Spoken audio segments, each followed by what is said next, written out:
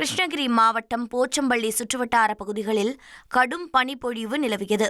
பனிமூட்டத்தால் சாலையில் வாகன ஓட்டிகள் வாகனங்களின் முகப்பு விளக்கை எரியவிட்டபடி சென்றனர்.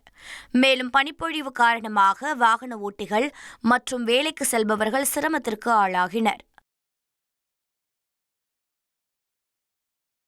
திருவண்ணாமலை மாவட்டம் மற்றும் அதன் சுற்றுவட்டார பகுதிகளில் காலையில் பெய்யும் கடும் பனிப்பொழிவு காரணமாக வாகன ஓட்டிகள் முகப்பு விளக்குகளை எரியவிட்டபடி சென்றனர்.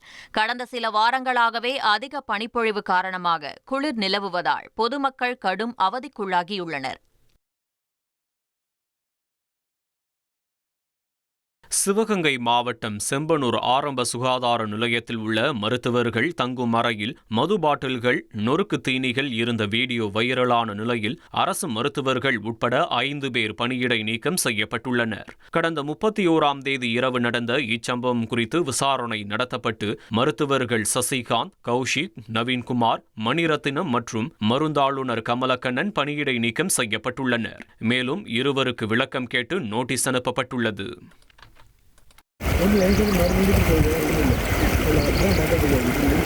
நெல்லை மாவட்டம் மேற்கு தொடர்ச்சி மலைப்பகுதிகளில் பெய்த கனமழை காரணமாக தாமிரபரணி ஆற்றில் வெள்ளப்பெருக்கு ஏற்பட்டுள்ளது. அரியநாயகபுரம் அணைக்கட்டில் சுமார் 15,000 கன அடி நீர் பாய்ந்தோடுகிறது. வெள்ளப்பெருக்கால் குறுக்குத்துறை சுப்பிரமணிய சுவாமி கோவில் கருவறை வரை தண்ணீர் சென்றுள்ளதாக கூறப்படுகிறது. இதனால் கரையோர மக்கள் பாதுகாப்பாக இருக்க அறிவுறுத்தப்பட்டுள்ளனர்.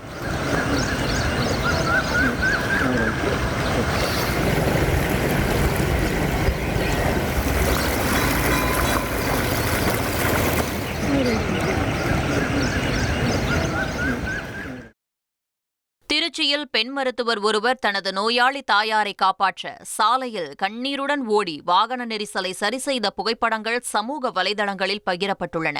திருச்சிக்கு முதல்வர் ஸ்டாலின் வருகையின் போது திருச்சி விமான முனையம் முன்பகுதியில் உள்ள புதுக்கோட்டை திருச்சி தேசிய நெடுஞ்சாலையில் இரும்பு தடுப்புகளை கொண்டு போலீசார் திடீரென வாகனங்களை தடுத்து நிறுத்தினர். அப்போது தனது நோயாளி தாயாரை சென்னைக்கு விமானத்தில் அழைத்து செல்ல வந்த மருத்துவர் சுபாஷ் சங்கரி வாகன நெரிசலில் சிக்கினார். தடுப்புகளை அகற்றி தனது காரை விமான நிலையத்திற்குள் அனுமதிக்க போக்குவரத்து போலீசாரிடம் கண்ணீர் விட்டு கதறினார். ஒரு கட்டத்தில் சாலையின் குறுக்கே பதற்றத்துடன் ஓடியபடி வாகன நெரிசலை கண்ணீருடன் சரி செய்தார். பின்னர் திருச்சி விமான நிலைய அதிகாரிகளிடம் தனது நிலையை எடுத்துக் கூறி தனது தாயாரை விமானத்திற்குள் அழைத்துச் சென்றார். சென்னையில் போராட்டத்தில் ஈடுபட்ட இடைநிலை ஆசிரியர்கள் 996 பேர் மீது வழக்கு பதிவு செய்யப்பட்டுள்ளது. சம வேலைக்கு சம ஊதியம் கோரி மாவட்ட ஆட்சியர் அலுவலகத்தை முற்றுகையிட்டு 8வது நாளாக போராட்டத்தில் ஈடுபட்ட இடைநிலை ஆசிரியர்கள் கைது செய்யப்பட்டனர். இந்நிலையில் 996 ஆசிரியர்கள் மீது போலீசார் 4 பிரிவுகளின் கீழ் வழக்கு பதிவு செய்து விசாரணை நடத்தி வருகின்றனர்.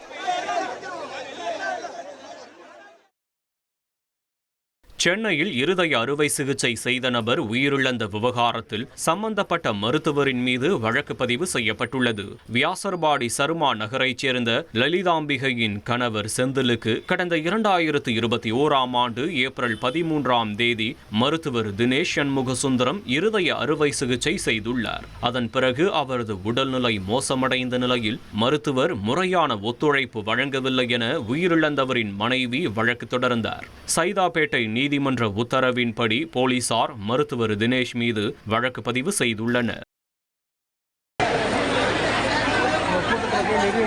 சிதம்பரம் நடராஜர் கோவிலில் இலவசமாக வழங்கக்கூடிய விபூதி மற்றும் சந்தனத்தை தீட்சிதர்கள் விற்பனை செய்ததாக புகார் எழுந்துள்ளது.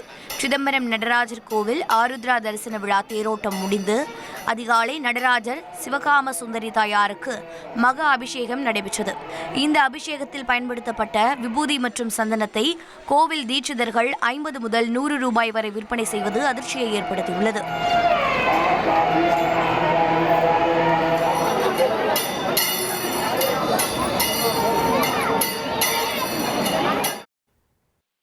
சென்னை தலைமைச் செயலகத்தில் வருகின்ற ஜனவரி 6ஆம் தேதி மதியம் 12:30 மணியளவில் பொங்கல் சிறப்பு பேருந்துகள் குறித்து ஆலோசனைக் கூட்டம் அமைச்சர் சிவசங்கர் தலைமையில் நடைபெறவுள்ளது. சுமார் 16,000த்திற்கும் மேற்பட்ட சிறப்பு பேருந்துகள் இயக்கப்பட உள்ளதாக தெரிவிக்கப்பட்டுள்ளது. மேலும் இந்த முறை கூடுதலாக தனியார் பேருந்துகள் இயக்கப்பட உள்ள நிலையில் அது குறித்தான கருத்து பகிரப்படும் என எதிர்பார்க்கப்படுகிறது.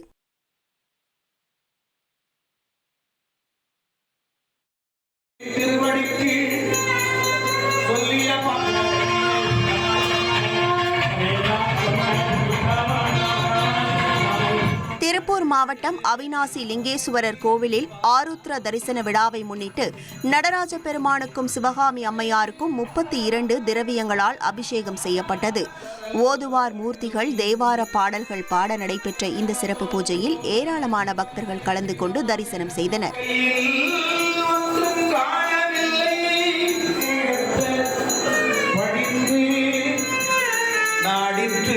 நமச்சிவாயவே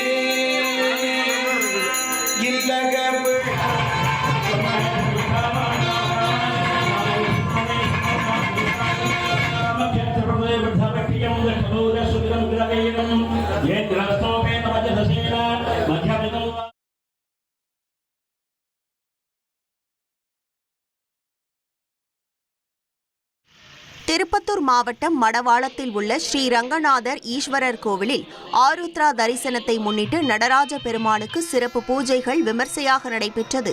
நடராஜ பெருமானுக்கும் சிவகாமி அம்மையாருக்கும் பால், தயிர், தேன் உள்ளிட்ட திரவங்களால் அபிஷேகங்கள் செய்யப்பட்ட நிலையில் பூஜையில் திரளான பக்தர்கள் கலந்து கொண்டு சுவாமி தரிசனம் செய்தனர்.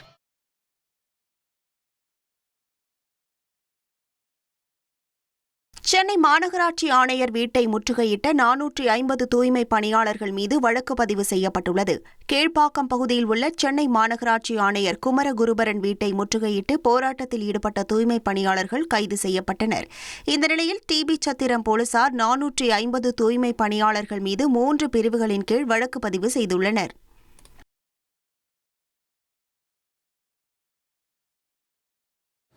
கடலூர் மாவட்டம் பன்ருட்டி அருகே பலாப்பழ குடோன்களில் நள்ளிரவில் திடீரென தீ விபத்திற்குள்ளான சம்பவம் பரபரப்பை ஏற்படுத்தியுள்ளது. பனிக்கன் குப்பத்தில் உள்ள பார்த்திபன் என்பவரது குடோனில் தீ பிடித்ததை தொடர்ந்து கீற்று கொட்டகையில் அமைக்கப்பட்டிருந்த பாலமுருகன், முத்து உள்ளிட்டோரின் 4 குடோன்களும் அடுத்தடுத்து தீப்பற்றி எரிந்தது.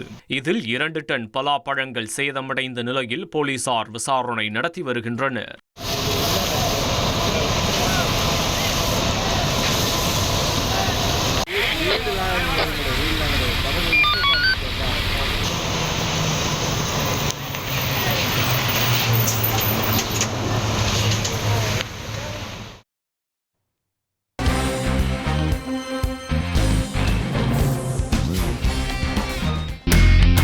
இனி செல்லும் இடமெல்லாம் செய்தி. தந்தி டிவியின் வாட்ஸ்அப் சேனலை ஃபாலோ பண்ணினா செல்ல இருக்கும் இடமெல்லாம் செய்தி. இதோ QR கோட் இப்பவே ஸ்கேன் பண்ணுங்க, ஃபாலோ பண்ணுங்க.